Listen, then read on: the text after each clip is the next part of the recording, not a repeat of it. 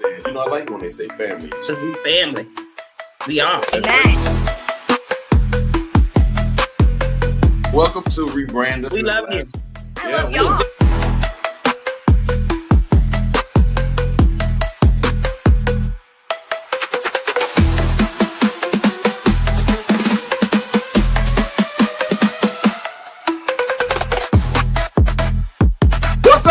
Far too many times we try to build ourselves and act how other people want us to act. Mm-hmm. And so just not, you really are growing when you're not focusing on what other people's visions of you. Sometimes you got to go to war to get your peace.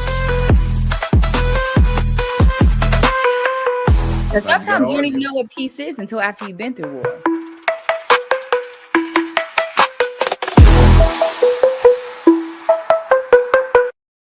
And the Oscar goes to.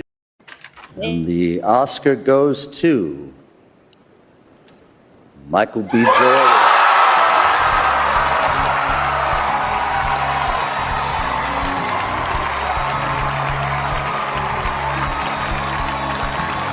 This is the first Oscar win and nomination for Michael B. Jordan.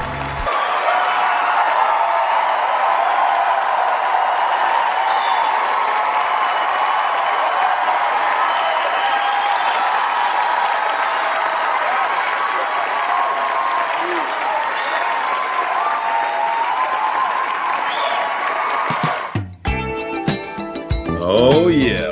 Congratulations, Michael B. Jordan. Oh, yes, indeed. Mr. Oscar Man. Y'all know when I grew up, I could not watch the Oscars. My parents would never let me watch the Oscars because black people never won anyway. So she was like, we're not going to support that.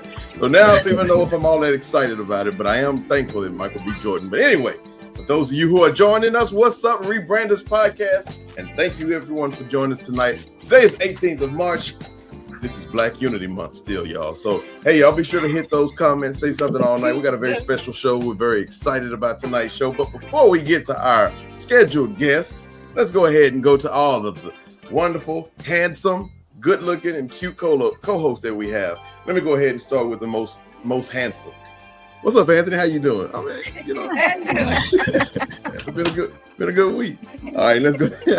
Going Canada. All right, actually, I'm going to go clockwise. What's up, Ace? How you doing? I'm pretty good. How you doing today, Mr. Goodson and everybody else? Hello, everybody out there in TV land. Everybody in TV land, what's up? All right, you know what? We're going to go to that one last. Nikki, what's happening? What's up, y'all? How y'all doing today? Pretty good. Pretty good. Cannot complain. It's Hump Day. We love it. What's up, Helen? My favorite day of the week is Hump Day. Hello. Happy to be here. Thanks for joining us. Wednesday. All right. So for those of you who don't know, Helen actually has another podcast. We talk about it every week. It's absolutely wonderful. In fact, she's had me and Ace on, and she actually had Yashika on also. But Helen, tell them how they can get your podcast. I appreciate that. Sorry, I remember last week. So yes, streaming platforms. It's auditory only. I did just drop a very late overdue episode last night. So there's a new episode if you want to listen to it. Thank you. Right on. Y'all do us a favor and go support. It's Black Unity Month. If you're not going to do anything else this month for Black Unity Month, hey, real quick. Is it this or this? Is it a this? It's over the knuckles? I believe so. Over the knuckles? Yes. It's not in the knuckle. It's over. Right. There we go. Knuckle sandwich. That's why you see. Anyway, y'all, we got two special guests on the show tonight. I don't know if this one person is going to be coming on a regular, but certainly this one person is going to be on tonight. She was actually born last night. Ladies and gentlemen, please help me welcome our co-host for the night, Veronica. Ladies and gentlemen. Hey, Veronica, how you doing? Veronica. Nice to meet you. Happy to be here. We're glad to have you. I appreciate that. Yeah. Veronica was born yesterday. Her birthday was March 17th. She was St. Patty's Day. Yeah. St. Patty's Day. So she might be showing up every once in a while. But anyway, without further ado, let's go to the individual that we have at hand, the person of the hour, a dear friend of mine, all the way back from Sulphur Springs, and we're going to let him tell you a whole lot more about that a little bit later. Anyway, back when I used to play football, I was a sophomore. I couldn't go through the locker room of the varsities. I could only do the JV. And if you go in the locker room of the varsity will beat that behind. And it was just known. But when I walked through, I had special treatment because the individual to my right here, what is that? My left? I don't know what that is. But anyway, he said this one right here get to go through whenever he wanted to. So I had the proud man on my he was on my shoulder, he was on my team. My big brother, ladies and gentlemen, please put your hands together for Andre M. Glenn. Thanks, man. He called himself Andre the Magnificent. What's up, Andre? How you doing? Hey, how y'all doing, man? It's nice to be on your show. I'm glad to be here. Ace, how you doing today, brother? Nikki, Good. Ellen, and Yashika. Yashika. Yashika, right? Veronica. Oh, I'm sorry. Thank you. I appreciate that. But yeah, we got a very special show today. For those of you who've seen our shows over the last 6 weeks, you know we've talked about trauma and mental health and mental illness and all the different things surrounding that. So tonight we want to focus a little bit more on all of those things in a more in-depth ways through someone who actually experienced it and saw it firsthand. So that's the purpose of Andre. But those of you from Sulphur Springs, Texas, everybody knows Andre Glenn and probably have not seen nor heard from him in, I'm sure, 35 years. So please do me a favor, share this. This will be like a sweet treat for most, all right? But before we get started on the show and dig a little bit more into Andre's life, let's talk to our guest. What's up, Corey? How you doing? What's up, Corey? Our Hey, viewers. Corey. I haven't Well, seen Corey in a long time either, man. Wow. Yeah. Oh, you know what? They know each other. Anyway, hey, Kay Hamp, what's up? What's up, everybody? Yeah. All right, Rhonda Payne says, hey, y'all. How you doing? Kay Hamp says, what's up? Hey, What's up, Ron. Rhonda. Hey, Hey, Stephen, how you doing? Hey, There was a show in the late 70s, Love y'all. you. It was called That's My Mama. Boom. Some of y'all might know more about that than others. I won't say who. Dietrich, what's up, my man? Hey, Dietrich. What's Dietrich's up with listening Derek? from far Right away. now, You know, what's he's in up, Africa, baby? Hi, by the way. Corey. Corey, what's happening? Dietrich's in Africa, y'all. Dietrich Zambia. is from Africa? Okay. Yeah, he's Corey's watching fighting. from far. Tell some Hey, of the folks hey. to check us out. Would it be racist? Hey, Corey. If I said, It probably would. okay, I ain't gonna do It that. probably would. Would be racist if you what? We won't want to snap try to it. communicate with our brothers across the water. Oh, Yeah, don't do that. don't do Don't it. do that? Okay, yeah, well. Anyway, Dietrich, we appreciate it. Corey, what's up, my man? But we got two Corys on tonight, y'all. How do we differentiate the two? Corey Just with say an what's I, up to everybody. Corey with a Y. Corey with the cake. Corey with the K, Corey with the C. All right, that's what we'll do. We'll say Spider-Man. How's that? All right, y'all. So let's go ahead and get into the show. We have Andre Glenn on. Be sure to hit that share button tonight. We're going to really dig into some things. But anyway, let me turn that music down and we're going to get real intimate with you, Andre. How's that? Uh-oh. That's fine. Yeah. All right. So, Andre, tell us a little bit about yourself. Tell us where you're from. From Sulphur Springs, Texas, better known as the Dairyland. Oh. The dairy capital of Texas. We say it's the world, but it's the greatest place to be, the greatest place to live. I was born there, raised there, raised by my mother name is Margaret Rose Childs. She finished at Sulphur Springs High School as well. Grew up in the community too.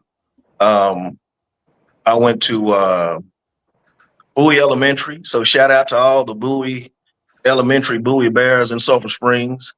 I'm one of you guys. So, but Douglas, the school system there, I finished there and everything. Went to Cisco Junior College, played football there. Actually became a football captain there my sophomore year. Transferred to Howard Payne, played football there, ran track. Was part of some national championships there. Transferred to A&M Commerce. That's where I completed my degree in kinesiology, human sports performance, and a dual degree in stuff in chemistry as well. After that, kinesiology, I got into my field of developing athletes.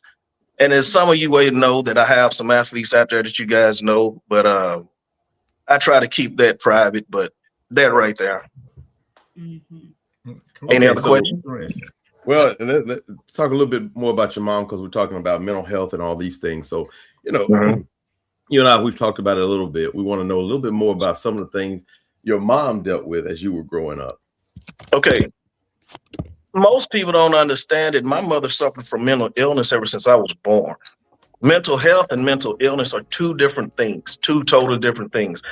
My mom suffered from it every 2 or 3 years. I went through it all through my elementary school years, all the way through my school years, even to college, until she passed away while I was at A&M Commerce. And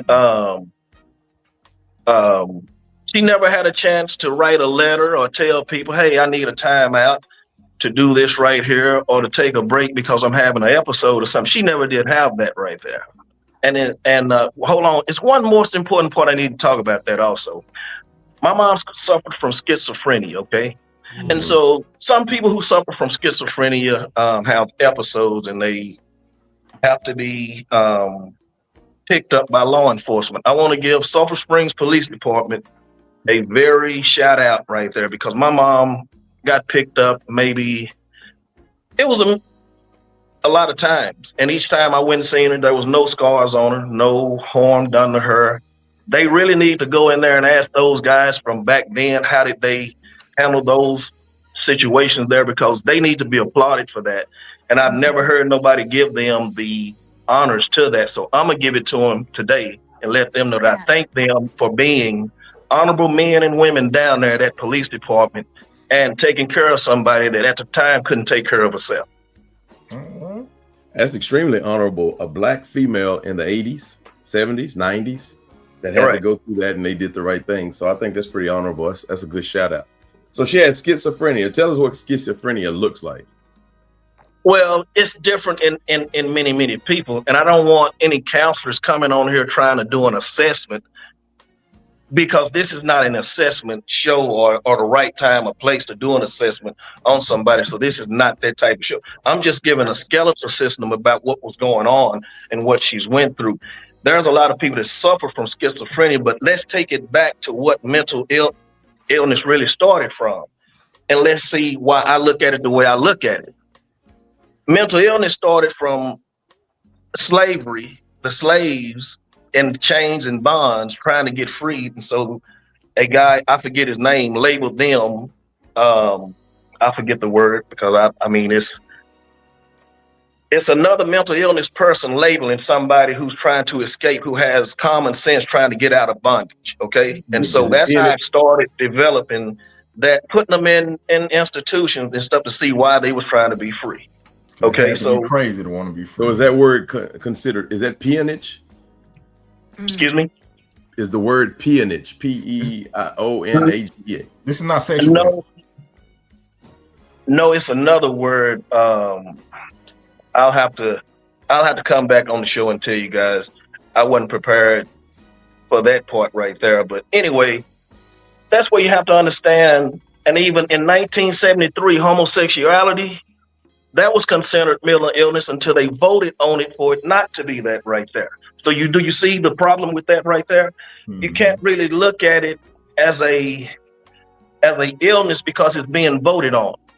Mm-hmm. And that's why I had to see as a kid, I had to learn a lot of things as a kid for my mom, to help my mom and myself in the situation that I was in, because I never had any help from the system. And a lot of mental illnesses are categorized as mental illnesses because of, or were categorized as mental illnesses because of the ignorance behind it, right? Like if you don't, they voted on it, right? But if you don't, panel of people voted on it, and you can't explain something, it's easy just to put a label on it and say it's crazy, say it doesn't, it's not normal, right? So a lot of, to the point that you're making, a lot of the mental illnesses just come from people in power, think they in power, having the ability to call things weird and then put a label on it that is negative, right? And that impacts how we view the world. So I agree with that train of thought for sure. Andre, can I ask you a question, Andre? Good. Because I know you say dealt with your whole life. At what point, I guess, or what age, I should say, did you realize there was kind of a problem? And then at what age did it kind of become the norm? Okay, hold on, Andre. Before you answer that question, at what age did it become a problem? What age was it a norm? That's what we're going to answer when we come back from this break. In March, rebranders celebrate Black.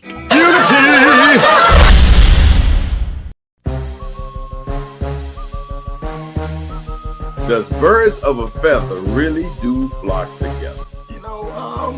Yeah. Yes, it's been my experience when it's on a high. You naturally gravitate to groupthink, which is a good thing, but obviously bad when the groupthink is low level and base and toxic. Like-minded people do get together, right? This phrase has a strong connotation when we start getting into the toxicity of those flocks. Wait, how do you do? There you go. Okay, go ahead, Ace. It's on you. You got to let us hear that wonderful voice that you got back. Oh, whatever. I don't care what you say. I was your co-host. Made me come on the show. I don't know if birds of a feather always flock together. There could be something that, you know, somebody in your flock is doing, and that doesn't necessarily mean you doing it. Y'all my flock. I think we flock together. Yeah, I flock with y'all. It's always some common trend. That hurt my brain the way that's written, but we get it.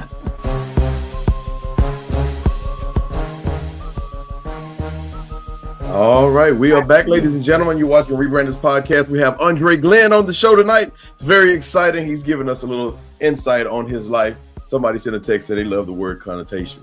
I don't know who said that, but I figured I'd throw it out there anyway. All right, y'all. Before we went to wait a second. I like to throw out y'all like to kick people when they down and then make videos about it. You knew it was coming. You knew it was coming, girlfriend. I'm waiting. I know I ain't the only one. Yeah. All right, before we went to the break, Ace had a very important question that he wanted to ask Andre. Ace, if you can throw ahead question right back out there. Yeah, Andre, I was just asking, at what age, about what age did you realize that there was, a problem, there was something going on? And then at what age did things just become the norm? Like that was just your normal life? Well, I had to go visit my mother at Terrell State Hospital at the age of 5. So that let me know it was something wrong then. So, and people have to understand that kids, just because you're young, that doesn't mean that you're not aware. Right. And going and visiting her is something I realized as a young kid also. Mental illness does not discriminate. Mm-hmm. There was just as many other kids that was fair-skinned that looked different than me than I was there. That moms and dads was in there also. So that changed my hopes, but that alone changed everything about how I seen things in life right there, alone, even at that age there. And then going back repeatedly and seeing her and all that and seeing the same thing over and over and seeing more kids off in there and more teenagers and adults going to see their families, it let me know that it was the norm and I just wasn't off in a vacuum like I thought I was. So you're 5 years old. You realize your mom is going through this. You're going to Terrell, Texas for the hospital and all these things. So where is Andre staying whenever his mom is in Terrell for all this time? I'm fortunate that I had 2 great grandparents, Herman Childs and Rosalie Childs. They raised me. And I had a great family who raised me also. And I also had the town of Sulphur Springs. People helped also. It took a community of people to help raise me. I didn't do it by myself. Can't nobody figure that out by themselves. It was people that helped me along the way, but the majority of it, I had to figure some things out. But I was raised by my grandmother and my grandfather. I'm gonna let y'all. So I actually came from a 2-parent household because they were still married. Absolutely. Yeah. Yeah. You know what? Don't discredit the way 2-parent households look. You could be a step parent, it could be whatever, but a 2-parent household should mean 2 levels of love coming from 2 different directions. I'm gonna let the rest of the crew ask a question to this, but I'm gonna just say this. So I've been knowing Andre pretty much my entire life. He's considerably older than me, though. Anyway, but I knew Andre. I've all these things, but one thing I'll say about Andre is you never saw that his mom was dealing with this, and in turn that Andre was dealing with this. But one thing you always saw with Andre is you always saw that an individual who had that drive. I knew Andre was going to be successful because I could always see the drive in Andre. He was an underdog, I'm sure, when you look back on it. But Andre, I never saw underdog in Andre, and I never saw him with any kind of quit. So for publicly, I definitely want to say that to Andre. Let's go to the comments real quick. Summer Rice says, Andre, much love. This is Summer Lee Daniels. Dad loved you, by the way. Yes, he did. We loved your dad too. K-Ham says, here in Solano County, California, I took a course that taught police how to respond to people having mental episodes. This approach humanizes people and teaches cops not to be quick to escalate. Crew, I know y'all have something y'all want to have to say to Andre. I do. I have a question. So you said it started when you were 5 is when you started going to see your mom, and the way that normal for you, because a normal is a normal. I mean, because what is normal really? So when you say the norm is going to look different for you than it is for me, than it does for Ace or Helen. But I guess my question would be, how has that shaped you? Do you have any kids? Well, I guess I gotta ask that first. Do you have any kids? Yes, I have 3 kids, as a matter of fact. How has that shaped you on how you raised your kids, seeing as how what you went through as a kid? Did that shape you differently? And how was it when you raising your kids? I don't know if they're still young or if they're older. If you're older than Anthony, they have to be older, I would assume. They probably my age. Go ahead. I have 3 kids. My kids, my kids grew up in a household. Their mother, she's a licensed professional counselor. So we both tried to provide them with the counseling and the needed things, because we both know where I came from. So if you all have a head start on something, your kids will have a head start on something too, therapy and counseling also, and try to provide a proper environment for them. Now, I had a divorce from that marriage, and I'm pretty sure it did affect my kids. It affects every kid. But I'm pretty sure that all kids are affected by divorces, and everybody in life has to pick up the pieces by that right there and go on and move forward from that. All right, let's go to the comments. Oh, I'm sorry. Go ahead, Veronica. I appreciate that. I was going to say that, yeah, I understand that, because I too live in a different household than my kid's dad, but we co-parent. Like we should be studied. It's so good, right? So that's my question. And I didn't have the best upbringing either. I had it was a struggle. I struggle bust my way through, but that's what But how it shaped me as a mother is the way I do my kids. There's no handbook. But I just do the best that I can with everything that I got in me. So that's why I was asking, like, how has that shaped you with like raising your kids? Was it what did that look like? Well, that really didn't shape me as raising my kids. What shaped me raising my kids is being around my grandfather. He raised me, and how my grandmother, how they raised me, taught me how to be the way with my kids, how I am. And my kids are not kids, they're adults right now. So when they were kids, I took great care of my kids. So it didn't affect me as in taking care of them or being any type of way. It just affected me as being aware that, hey, if I come from a person who suffered from this right here, I need to put a magnifying glass on my kids and have them and see if they're suffering from it also, and none of them suffer from it, thankfully. Right. All right, y'all, let's take time to hit a break. Helen, I see you have something, but it's that game time right now, so we're going to throw that. But before we do that, let's go to the comments. Adrian Rowland said, what up, everyone? What's good, Andre? Hey. I can't wait to get Adrian, what's up, buddy? Long Deborah time. Says, hello, Andre, from Tony and Deborah Goodson. Corey Spider says, Mr. Goodson, how y'all doing? Dre was an underdog, but a dog he was. Never quit. I agree with you, Corey Spider. I agree with you. All right, y'all. Let's go, Sydney.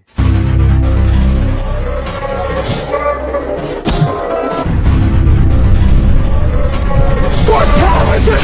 Game time! What time is it? Game time! What time is it? Game time! Still looking at you. All right, y'all. You say he don't play no game. He said he don't play no game. All right, I'm looking at everybody's stomach. Yeah, everybody knows something about food, except for maybe one person. All right, so this next game that we're gonna play is not just one person. I won't say who that one person is, but everybody knows a little something about food. Let me see. Yeah. All right. Someone says, I say fighting hard for sure, Andre. Very good. All right. So we're going to play a game. And this game is how well do you know food around the world and so forth and so on. I thought about Helen when I did this because she never gets anything. She's the smartest one on the show. Don't do that. So I tried to make it a little simple. In the room. All What'd you right. say, Are y'all Yashika?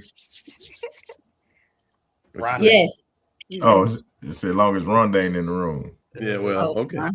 All right, here we go. Audience, we want you to answer too. We're going to give you a second to answer these. These are actually pretty easy. I tried to make them easy for you. Question number one. Oh, first of all, are y'all ready?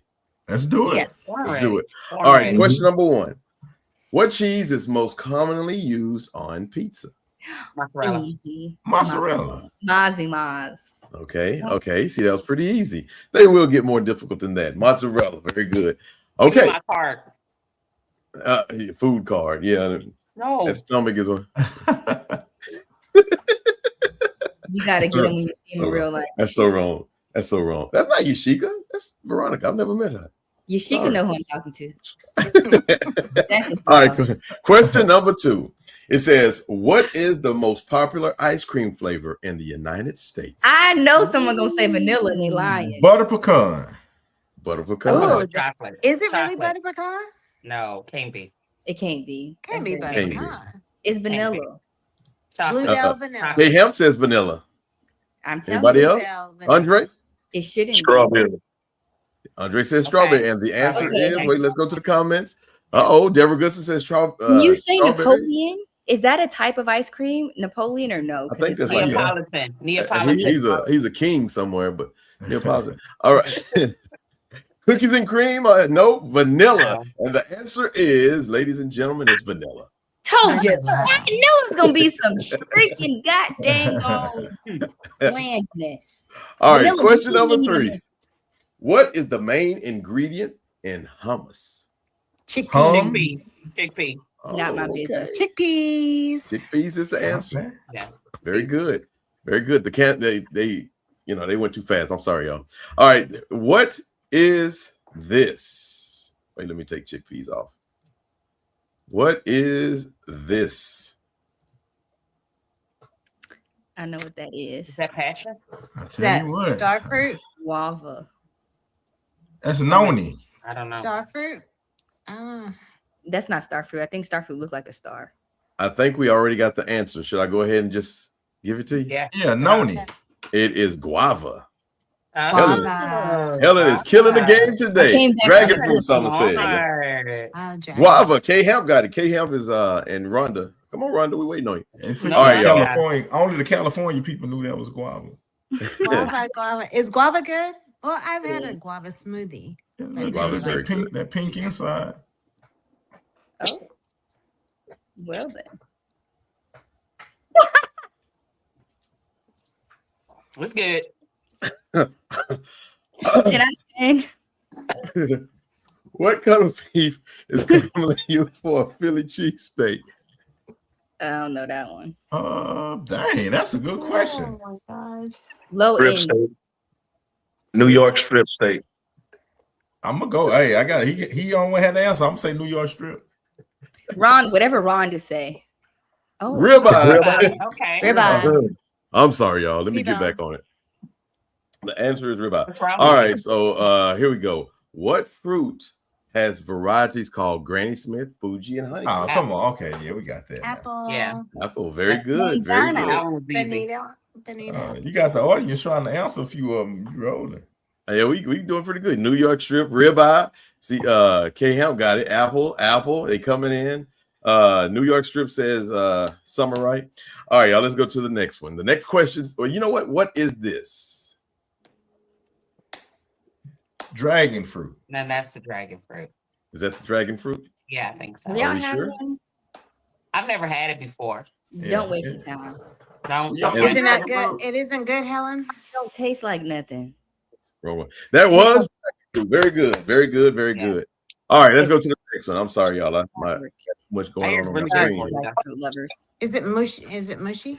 That one is, if it's overripe, yeah. Okay.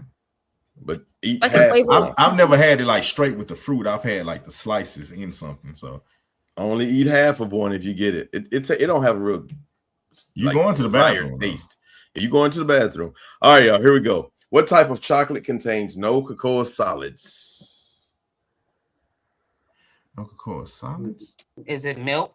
In other words, it doesn't have cocoa in it whatsoever.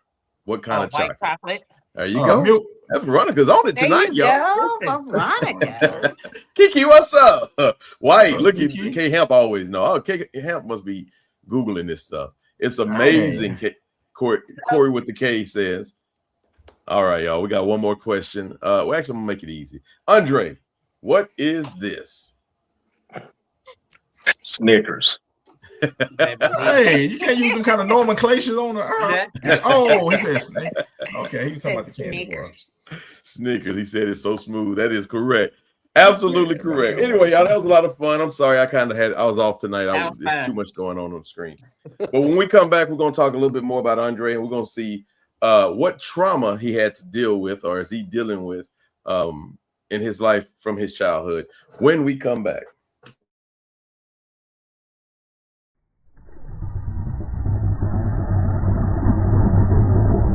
BET award goes to Yes. Regina King. You said King? Yeah. I'm sorry.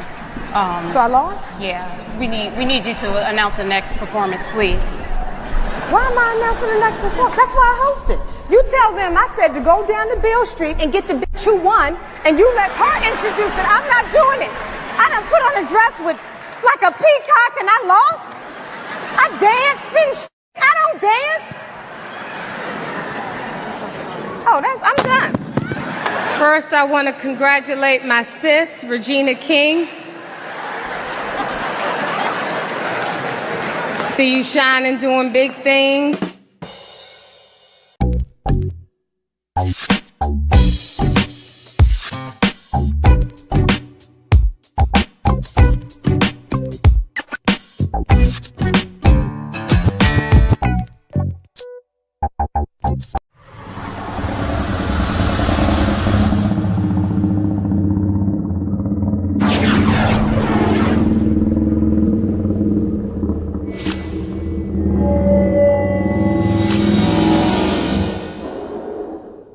More talent was found on the front line. Senior defensive end Andre Glenn, number 6, a first-team All-District player, was the team leader in sacks with 3.5. It's unbelievable, Steve.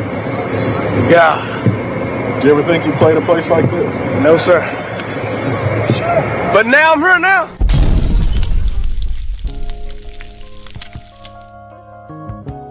Oh, not bad. That was so good.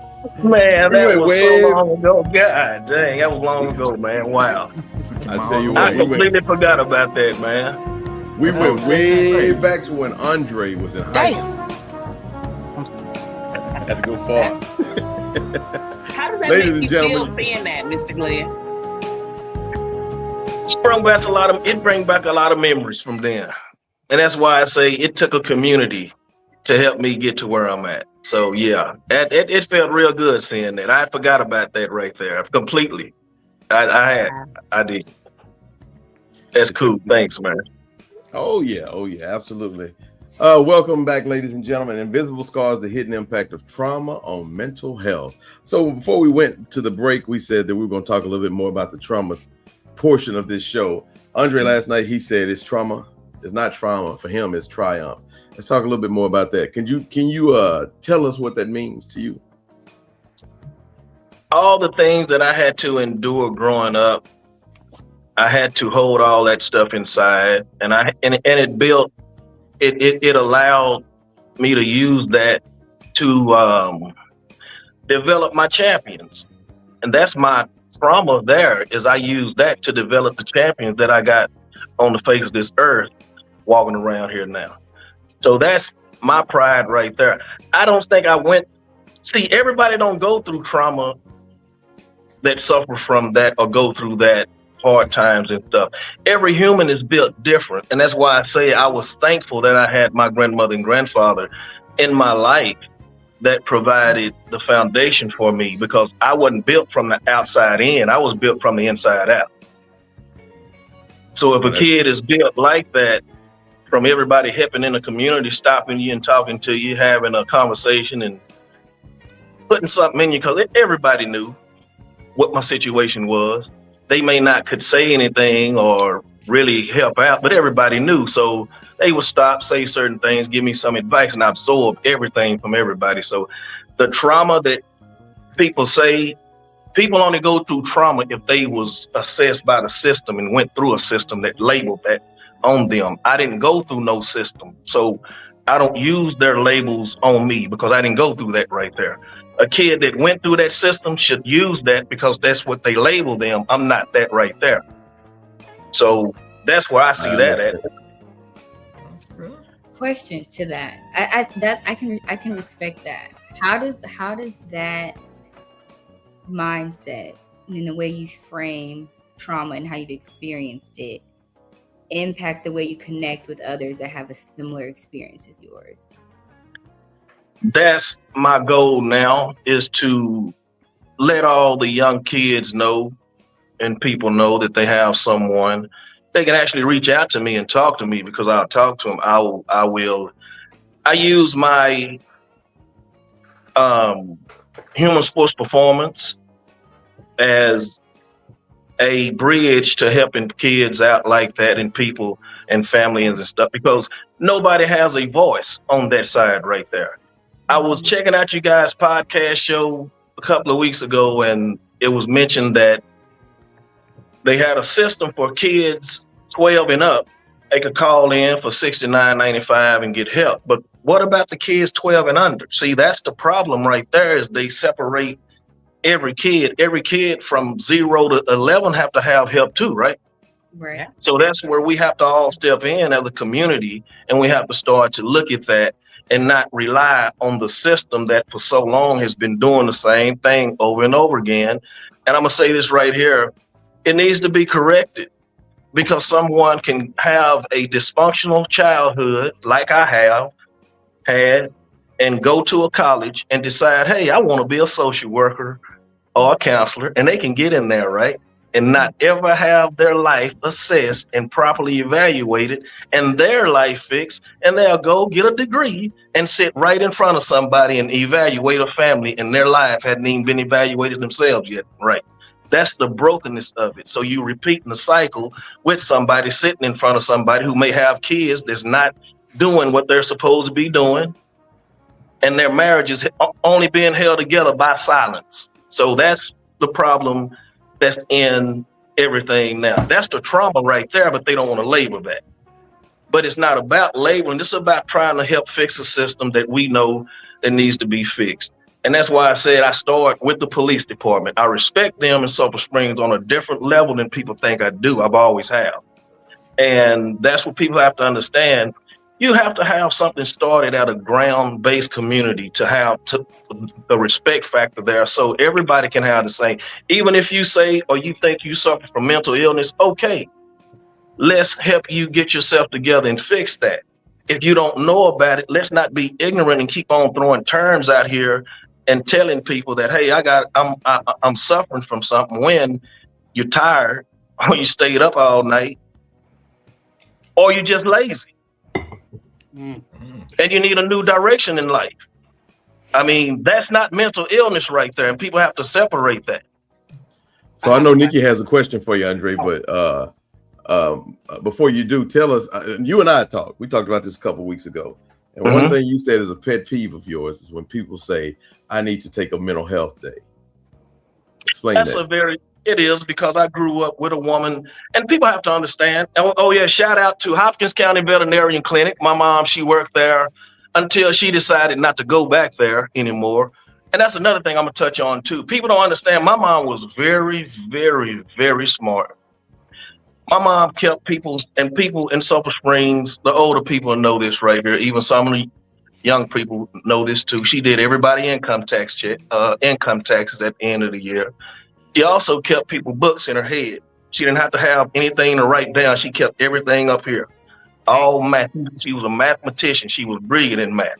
I didn't get math. I got the other side of it. But anyway, she worked at the veterinarian clinic at Hopkins County Veterinarian Clinic. I think Dr. Glaze, him and his family are some great people down there. I still love them. I need to go down there and say hello to them. That's my fault. Hey, how you guys doing? I hope y'all guys get this message here. Anyway, she was very, very smart.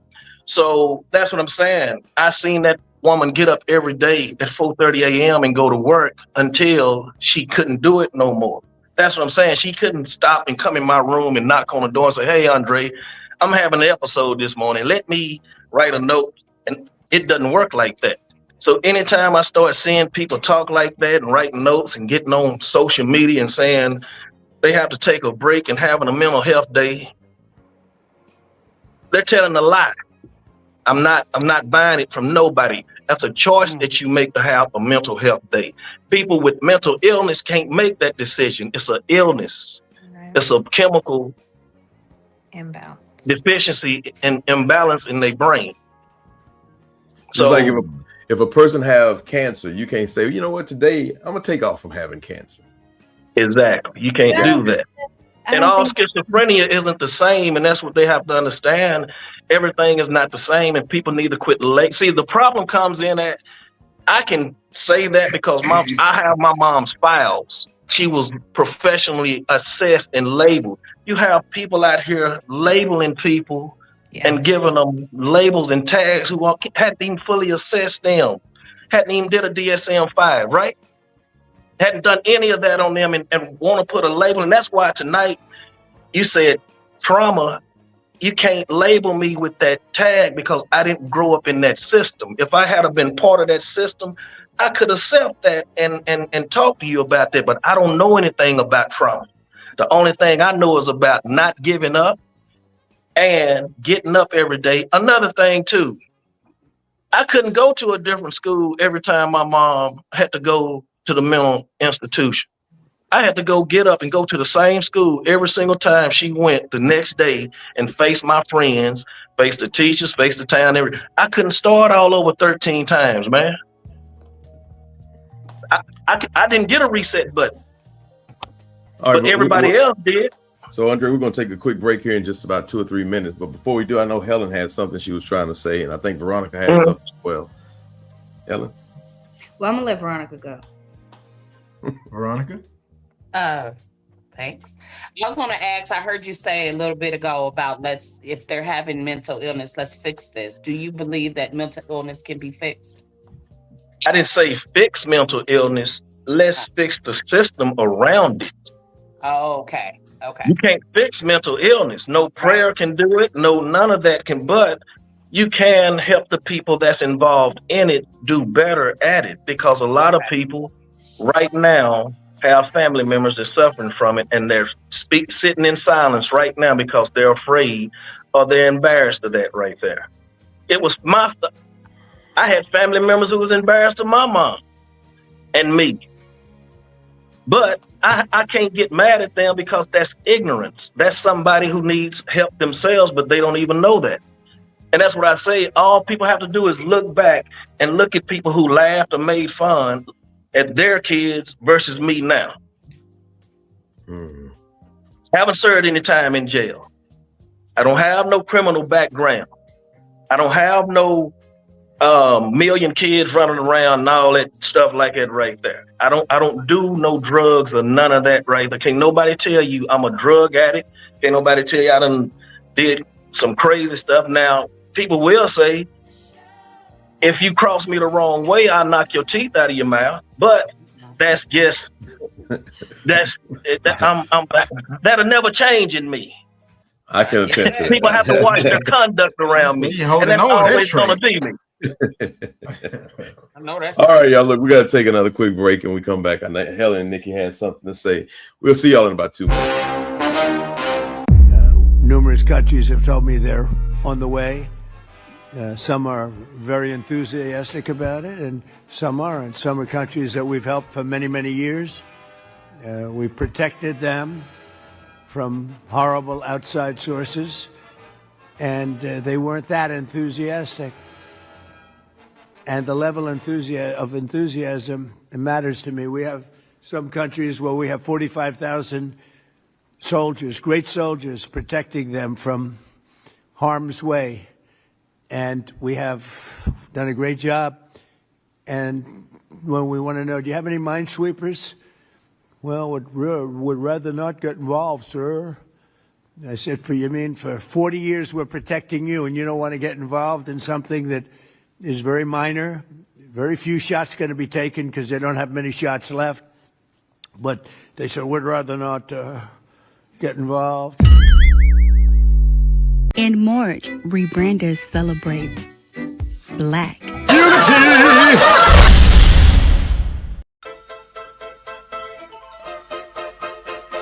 A friend borrows $200 and never brings it up again. Do you remind them, or do you let it go, or stop trusting them with money? Put your foot in there. I let it go because I've learned if you don't got it to give, you shouldn't be giving it. I expect more of my friend. Hey man, you remember 3 weeks ago, don't you? Ain't heard from you in a while. Why? Where you been? You know you owe me money. It's only funky when you gotta pay it back. That was so disrespectful. I give you this old funky $20. Oh.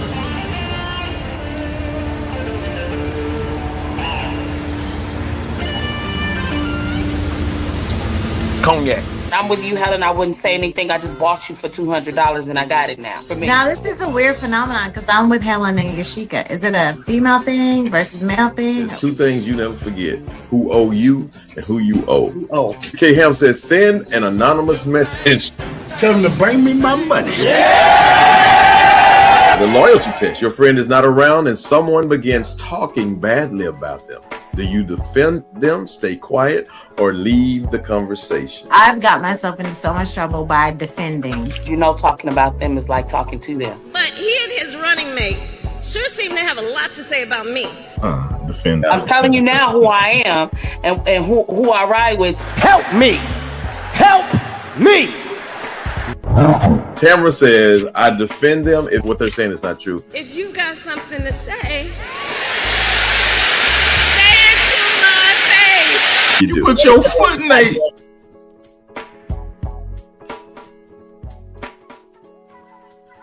Well. We are back. You know what, Yashika, I noticed, or Veronica, I noticed that Yashika's voice in that first video that we played like 30 minutes ago was fine, but somehow it came out, I mean, it was rough, but somehow it came out fine. And it's just interesting. I don't know. It's just observation. Let's go to the comments. It says, leave. I mean, that's what someone says. Rave conversation. Derek Henley says, he spoke a word right there. I was guilty of being one of those that made fun of him, but secretly admired his athletic talents and toughness. Shout out, brother. Well done in spite of it all. Derek All Henley. good, Derek Henley. All good, brother. All good. That's awesome. Summer Wright says, you don't give and expect back. Just saying. All right. Hershon, what's up, Hershon Lewis? He said, this is some good stuff. Right on. Hershon, what's up, Hershon? I ain't seen you in a long time. Bruno. That said, Spider-Man, a.k.a. the other Corey. And Grant says, speak, sir. So true. All right, y'all. I know we had a lot of questions before we went to the break. I don't even know who had the questions. Nikki, was it you? You up next? Yashika? I think so. She's not here. She's over somewhere taking voices. Yeah, Yashika's not even here. Yeah. Mr. Andre, so I'm an educator and I work in schools, and you had mentioned that when you were in schools in Sulphur Springs that, try as they might, they did try to support you. They just lacked the programming, and, the times didn't really, the school system didn't really catch up with the needs of mental illness or those who were impacted by those in their family, such as yourself, who was battling with mental illness. I guess my question is, how did you navigate, like with your grandparents, which they were such a blessing, it sounds like, in your life? Were you all able to talk through it? Were you able to kind of process out your feelings and how you were impacted with your family, your grandparents? And if not, did you have any source of support and those that you can just kind of, verbalize what you were navigating? That's a good query. Well, During that time period of growing up, you have to understand, I grew up in a very, very unique household with my grandparents. My grandfather lived over 100 years old. My grandmother, she was born in the early 1900s. So their mentality was totally different from the current mentality that was going on back then. So I had to sit down and actually listen to my grandmother and my grandfather talk to me and teach me things that helped me through all that, because they didn't let me rely and just dwell on what my mom was going through. I couldn't do that. Life goes on for that right there. And they were the key part in me not having to dwell on things and do and just how my mind bogged down on that right there. They was the key part of that right there, keeping me busy, going to church, learning who I am, telling me who I was from a kid and all that right there. Just being supportive, because they knew what their daughter suffered from and everything. I also had uncles and aunts who supported me also and was there. And understand something, it's not the school system's fault. I'm not saying that the school system should have came in and stepped in, because they didn't know. What I'm saying is the people who did know, they actually helped. They the school teachers there, I think some of them knew what I was going through, but you have to understand, in the 80s, that was a very, very delicate situation to step into somebody's life whose parents was going through that, because they didn't know how to do it to begin with and how to help, and they didn't know what was going on. But the people who did help, that didn't care about none of that, that knew my family, the teachers did help. Shout out to all my teachers I went to who taught me in the elementary school and middle school, Douglas. Everybody, they played a part. Even the teachers who had some short upcomings dealing with people's skin color. I won them over. I win everybody over. People tell you I can make a racist my friend. I've made KKK people shake my hand and be cool, because it's I don't see people as that right there. So anytime I had a teacher who was racist, Dickie, I tell you, I told Dickie, I found out they bet $1 that I would be back in Sulphur Springs in 6 weeks after I went to Cisco Junior College. They bet $1 that I would be back in Cisco. They don't know that just put fuel on my fire. So again, I love that you say that, because, and, having been in education for more than 2 decades, schools cannot do everything, but they have come a long way. Like, they have things like trauma-informed curriculum. So a lot of the curriculum that we deliver and that we teach, it has kind of like a social, emotional learning component, which is really good. There are things, I know at my school we do conscious discipline, and so it's not punitive, it's more so restorative, and we take into account, like, what was the emotional affect of the child that is continuing to lead to their misbehavior. So schools have come a long way, yet schools, often cannot do it, because our primary goal is to teach students. But what I love that you said is that you did have that nurturing support system, that you receive the love at home and then also to church. And so I feel like that goes a long way for those that don't have access to that support, to get some support for what they're navigating mentally and emotionally. But love does go a long way, and it does take a village. So it's good to hear you have that. And I'm glad you're speaking on. Well, someone says Dad did it. He had that gift for many folks. He didn't care about who, what, when, where. Dad got it in the mix. And she also says, I love him so much for that. Super special that way. Andre. I'm glad she's talking about the school system and everything, because I don't want anybody to start bashing the school system, because it's not the school system's fault. They don't know anything about, and that's why I'm trying to make it have awareness now that there are kids right now that's going through that don't have no one to talk to. There's no platform for them to talk to stand on, or to even reach out to somebody, because nobody understands just what they have to go through to get up every day and go to school, to see their friends and everything see their parents or their parents come and picking them up. That was devastating to me, but people didn't know I used that as a positive. Anytime I had friends, I didn't have brothers and sisters I grew up with. I saw them as my brother or actual sister, and people tell you that. So that changed my outlook on people as being my friends in life. And people will tell you, I'll tell you this right here. Our hometown is very, very unique. And people don't know that I've had a couple of friends who, I'm going to say it anyway. Some of their family members were hooded KKK members. And I stayed on after them people's house, man. They treated me, I didn't know that until later, but I never knew that they was like that. And that's what I'm saying. It takes a community for people, even they, see, I can win anybody over. Well, the question is, did they kick you out early? What time did they kick you out in the morning? That tells the story. Did you have to wake up by 6 and go and get up out of there, or you got to kind of while it was still dark outside? Yeah. All right, boy, that's long enough. Hey, wait, Andre, we're going to get final words from you in just a moment. We're going to take this quick break, but before we do, Derek Henley says, great guests and content. Please post the replay on YouTube. Absolutely, we most definitely will. Go, Sydney. Hey, yo, we got on the show next week. I appreciate you for asking that.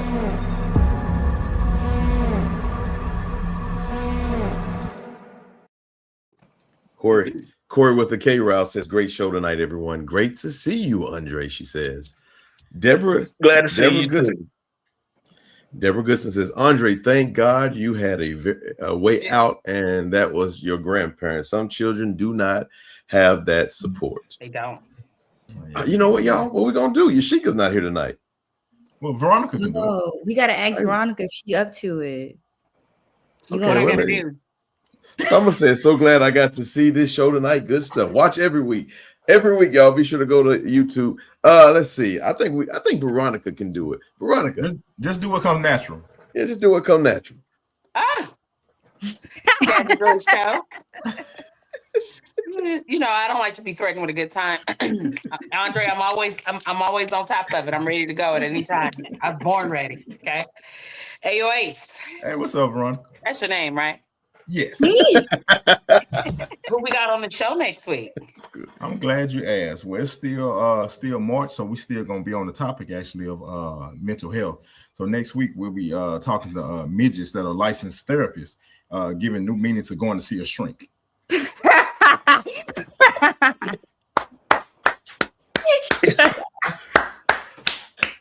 Thanks. Honey, kids. You gotta include everybody. Come on now. Very inclusive we are. Making it a month-long thing, huh? I'll give it a 10. I'll give it a 10. A 10. Let's go to the comments. Monica, what's up, Monica Harris? That's my classmate, y'all. She said, hey, Andre, good to see your face. Hey, Monica, how you doing? I'll do it every Wednesday night. You better. Thank you. What's up, every Wednesday night? Hey, you got a 10 from Rhonda. You got an 11 from Tony Goodson. Deborah Goodson gave you a 10. K Harris gave you a 10. Corey with the K tonight gave you a 10. Corey Spike, where you at? Summer also gave you a 10 for sure. Y'all are sick. That's all it is. Y'all are sick people. All right, y'all. We got about 2 more minutes left of the show. Andre, we're gonna give you the last words. All I can say is thank you guys for having me to share a little bit of my story and everything. I appreciate you guys having me on tonight. Shout out to my hometown, Sulphur Springs, but a real understanding about this right here. It's going to take everybody in every town in Texas, because every kid is going through this. Every parent, every family is going through this, and the families need to come together and quit being in silence and have those real conversations and get together as adults and men and women and have that real conversation, and not just your own family. Help everybody's family, because you're all families. Everybody, humanity is falling right now. Real low. And we need to come together as human beings and get this thing right, especially on this level here because everybody's suffering from it. Absolutely, man. We appreciate those words. You know, one of the mottos that I live by, and I have it sitting in my desk over here somewhere, and it says, if what you see is all you see, you don't see all that there is, which to me in this situation means if you're not dealing with it, don't mean somebody else is not dealing with it. So somebody else can certainly use your help. Hey, Yashika was watching the show tonight, y'all. She said, good show, guys. Thank you, Yashika. Hey, She also Yashika, gave we miss you now. Hey, we so miss nice, you, Yashika. Yashika. She also gave too, by the way. Andre, thank you for being on the show. Don't go anywhere. We're gonna see you in just a minute after the show. All these people, powerful word, says Corey with the K. Deja, she says, great show, much needed. Love you, Deja. And Cicely Driver, she said, appreciate this topic. Cicely, my next door neighbor growing up. See y'all next week. We got another great show.